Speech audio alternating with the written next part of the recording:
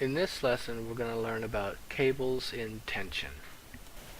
So let's say we have a 100-pound box and it's suspended from a ceiling by a cable.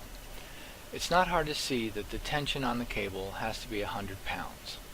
The box is pulling down and the cable is pulling up with an equal force, so the cable and the box are in equilibrium. If we replace the cable with two cables pulling from the same but opposite angles, it's easy to see that both cables share the load and the tension on each cable is 50 pounds. But what happens if we have two cables holding up the box from two different angles? Now we can't tell how much tension is on each cable because one cable could be holding up more of the weight than the other. Let's call our cables C1 and C2 and let's show them as force vectors pulling up from the box. Both cables are diagonal forces, so they both have a horizontal and vertical component. So here's a question.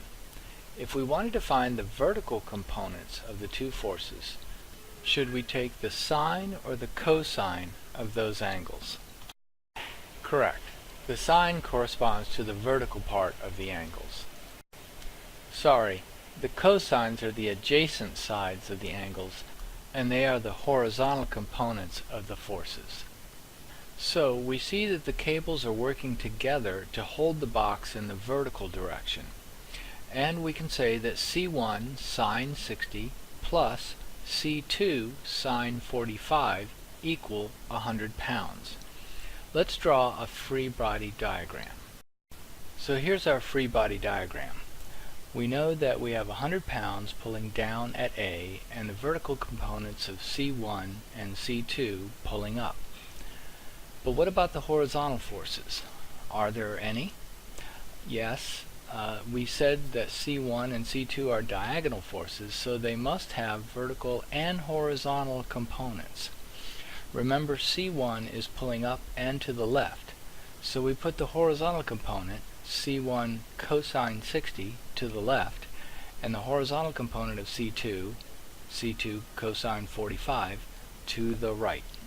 We have the horizontal and vertical equations at A. Since we have the two equations and two unknowns, we can use the system of equations to solve for C1 and C2. We can reduce each equation to its decimal form by replacing the sine and cosines with their decimal equivalents. We can further reduce the horizontal equation by showing C1 in terms of C2. Now that we have C1 in terms of C2, we can plug the value of C1 into the vertical equation. Now we have only one unknown and can solve for C2. Then, knowing C2, we can plug that back into the horizontal equation and solve for C1. So let's do a sanity check. We will plug the values for C1 and C2 back into the original equations and see if they work.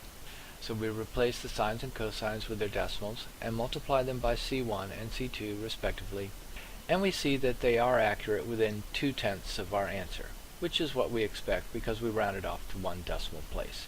So it works. Now we know the total tension on C1 is 73.2 pounds and the tension on C2 is 51.5 pounds. But we notice that if we add C1 and C2 together, we get 124.7 pounds, not 100. So where does the extra 24.7 pounds come from? We have to remember that both cables are diagonals, so while their vertical components do add up to 100 pounds, in the horizontal they are fighting each other, and that adds the extra tension to each cable. See if you can connect the sine and cosine of the angle to its correct decimal equivalent.